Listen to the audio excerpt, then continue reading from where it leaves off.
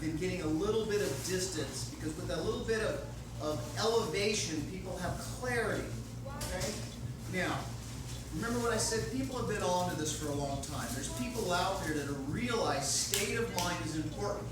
Now, I'm not going to make you jump up and down and clap hands and high-five each other, but that is a way to increase your state of mind. The only problem with that is that there's a doing, there's an action to it. It's a ritual, it's a practice. Now you got to do all this stuff on the top of your busy days already. So it's also what I call an outside-in, managing and controlling state of mind through physiology, from the outside in. I'm not interested in that. There's a much simpler way, and the simpler way is through education and understanding the nature of mind, consciousness, and thought.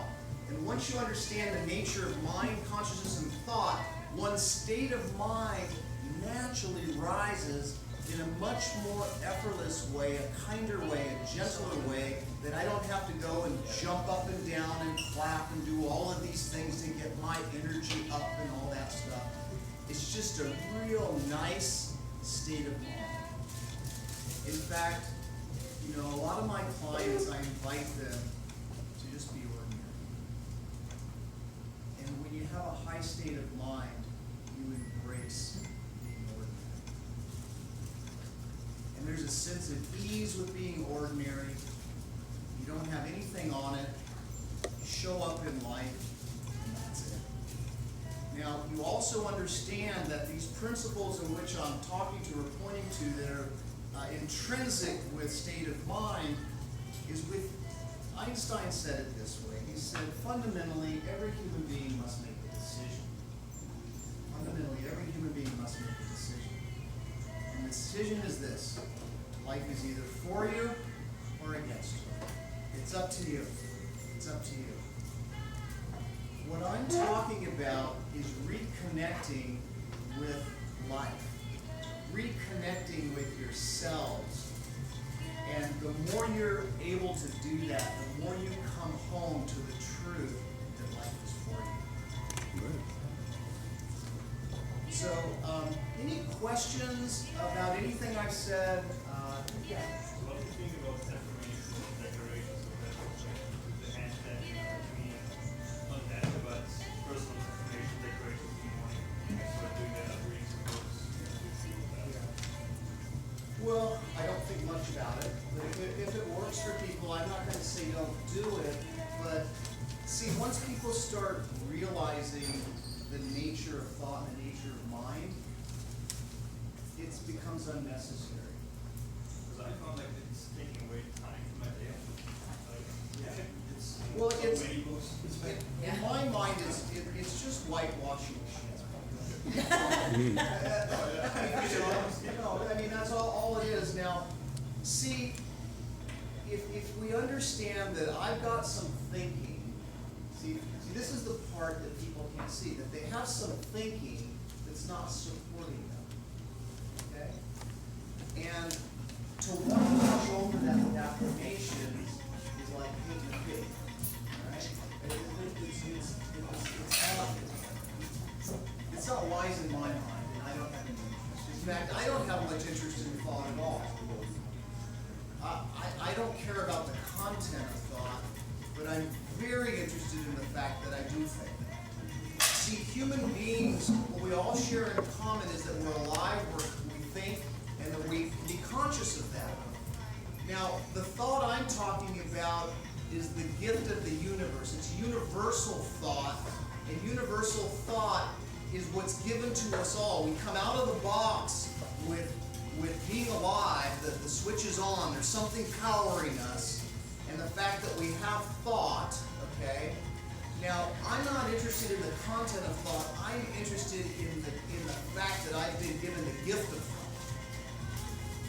Now, when I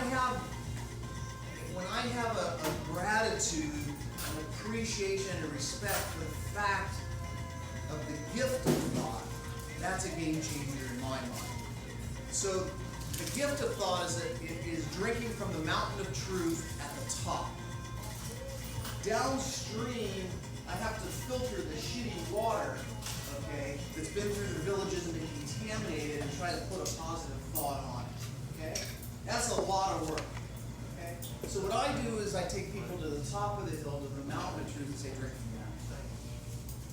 Okay?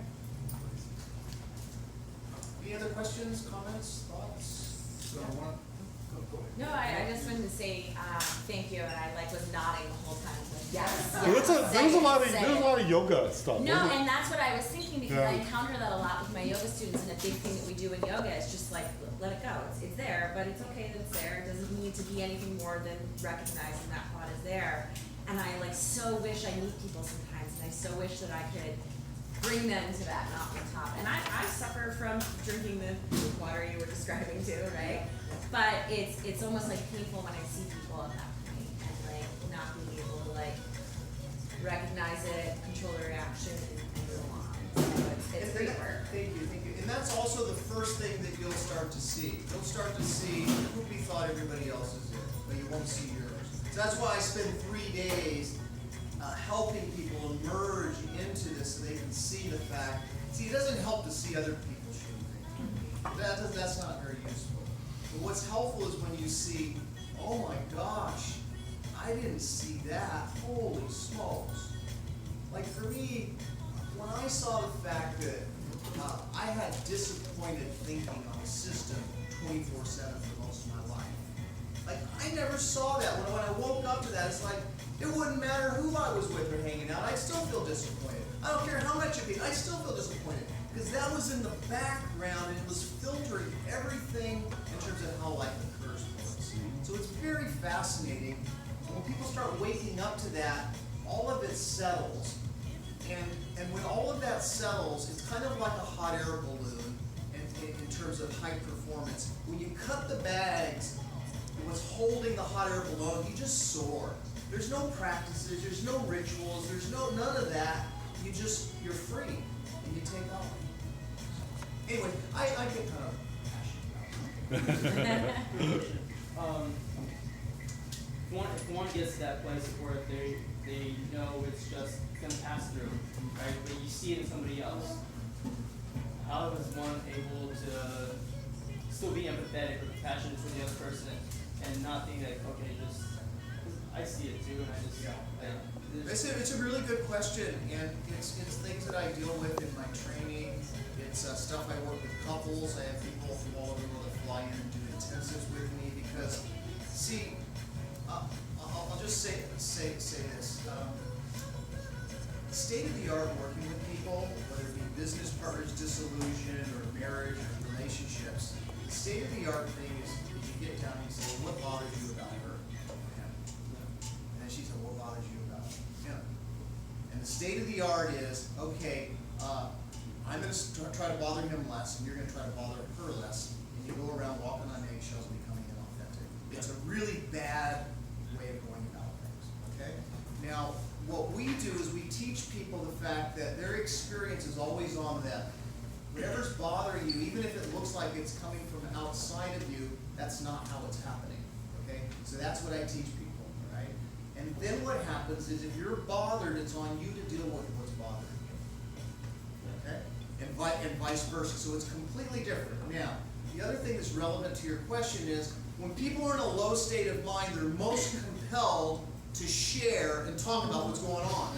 And it's the worst possible thing you can do, okay? So what I do is I teach... But because you magnify it, you mean? Yeah, it magnifies it. Yeah, so that person might feel a little bit better, but that person feels shittier. Okay, so now that's what's called traditional low mood counseling, okay? So what I do is low maintenance, high mood coaching, low maintenance, high mood working with people, couples and teams. So would today's political climate be a good example of that? I don't entertain that thought. I have no interest in it whatsoever. Okay? Now, you could say, why would you say that, Greg? Because it doesn't feel good to me. All right? So I don't want to go, I'm consciously choosing to ignore and not participate. I don't even want to entertain that. And so people want to hook you into that. And you have to just, see, each one of us has a built-in design that says, no, I feel like shit. I'm going into a bad neighborhood. So we have that design and we have to start waking up to that. It's very, very simple. Can we get parting thoughts, Greg? Because we like to get people in and out an hour with a little bit of networking time for after the Sure, meeting. sure. So if we get your parting thoughts and Parting thoughts, if you guys want to learn more about this, feel free to reach out to me. I live up in North County. On Tuesday nights, I open my house up to the community, and people come and I share this kind of conversations. It's not my money making, that's just my community give back, so it's donation only. If you'd like to learn more about the 3-day events I do, feel free to reach out to me. That's about it. well, great presentation. Thank you so much, man. I really enjoyed that, Greg. For the people